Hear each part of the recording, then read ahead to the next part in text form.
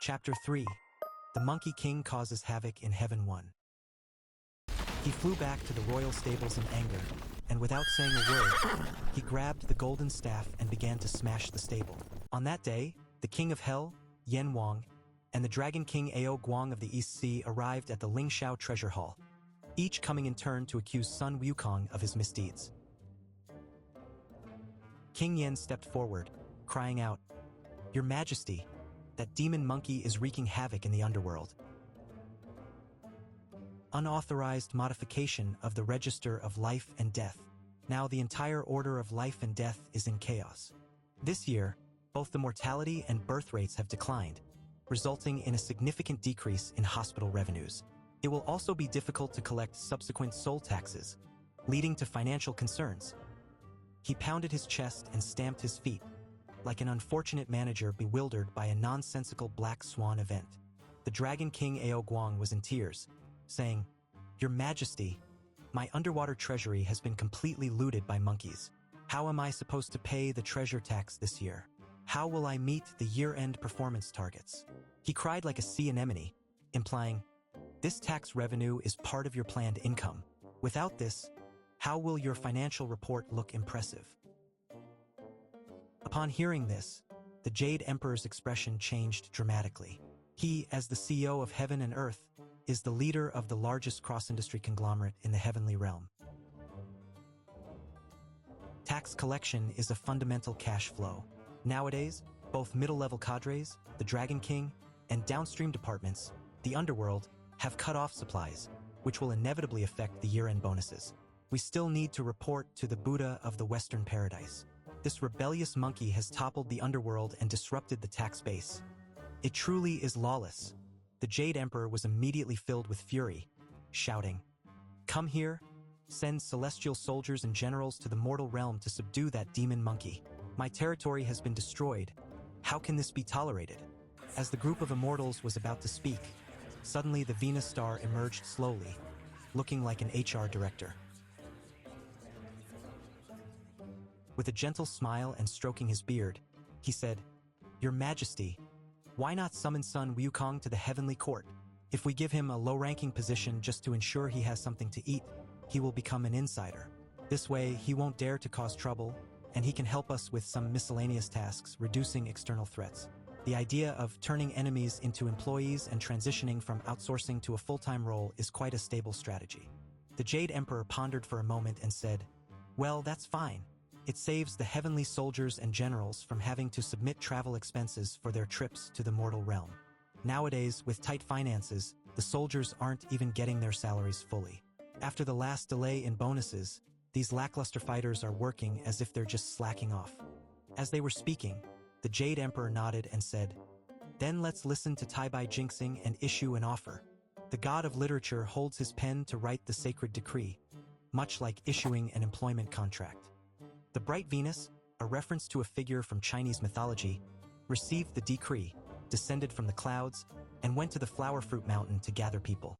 On Flower Fruit Mountain, Sun Wukong is directing the monkeys to collect protection fees. Business is booming, and they are making a fortune. Seeing the planet Venus arriving on a crane, Wukong cheerfully said, "Ah, isn't this old Bai from the heavens? What brings you here? Come to conduct some market research." The great Jade Star had a beaming smile, enthusiastically like a salesperson.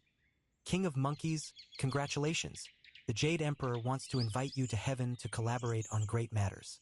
Come work in our heavenly court, and you are guaranteed a position." Wukong was taken aback, thinking to himself, the heavenly court, a large enterprise with 5 insurances and 1 fund, and comprehensive benefits.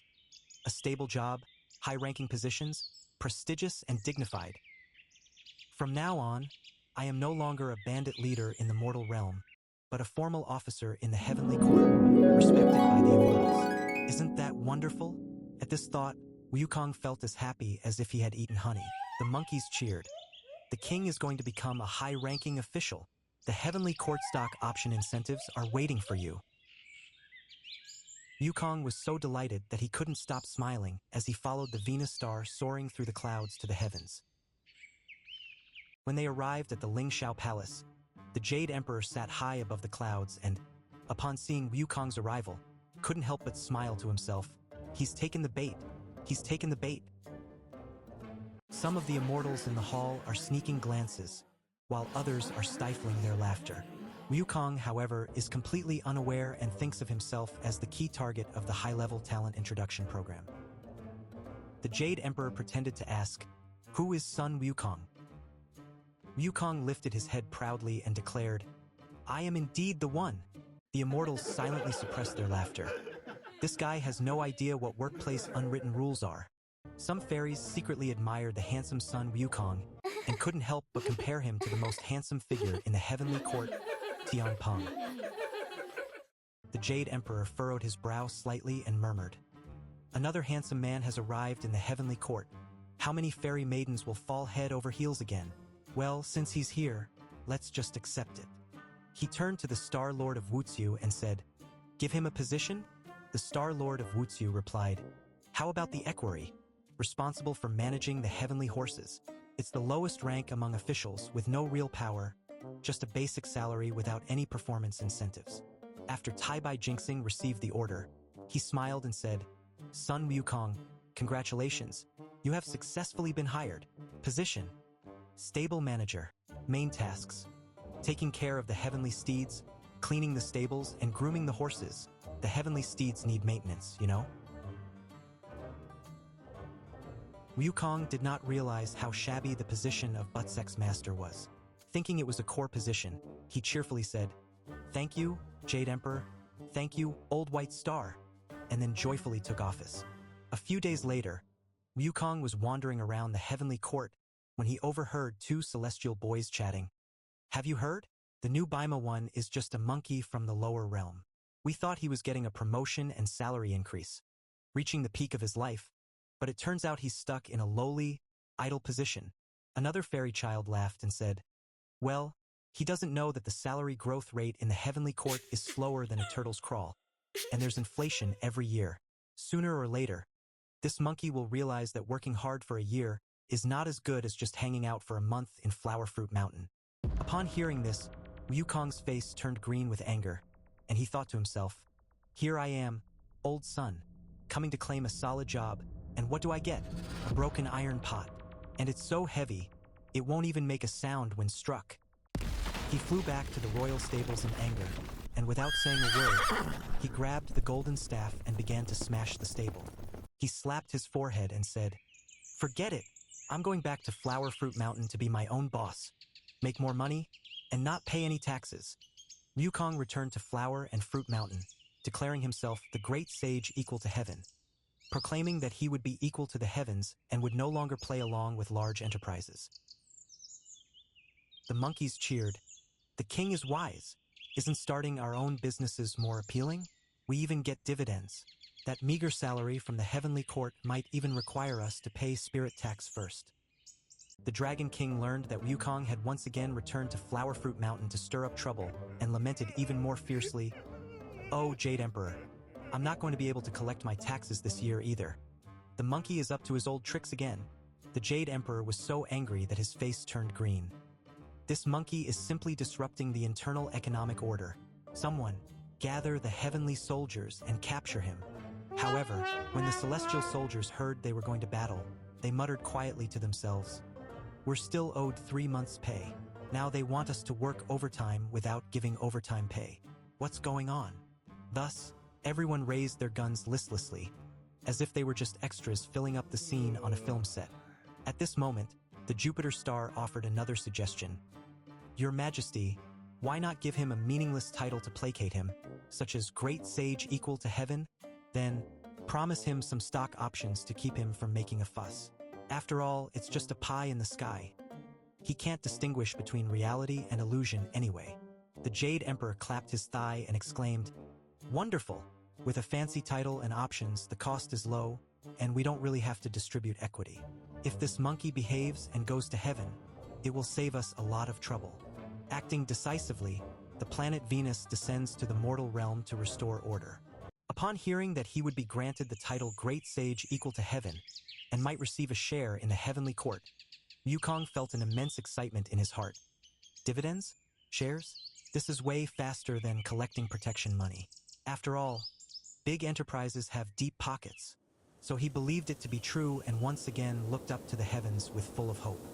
All the way, the bright star of Venus quietly observed Wukong, feeling secretly pleased. This monkey has an incredible physique and can withstand anything it eats. It's simply a gift for scientific research. I want to make it eat more peaches, refine more elixirs, and even have it rotate in the 8 trigrams furnace to see how strong it can become. And Wukong happily followed the platinum star to the heavens. His mind solely focused on, "Ha ha! I finally escaped the ranks of low-level workers and obtained the prestigious title of Monkey King. If I could also get some equity options in heaven in the future, that would be truly delightful." Returning to the heavenly court, the Jade Emperor really built him a great sage equal to heaven mansion next to the Peach Garden, which is said to be designed according to the standards of a corporate talent department. When Wukong entered the mansion, he noticed that although the decor wasn't particularly extravagant, it was definitely much better than the stables from the era of Bai Mawen. There was a stone bed that could adjust its firmness.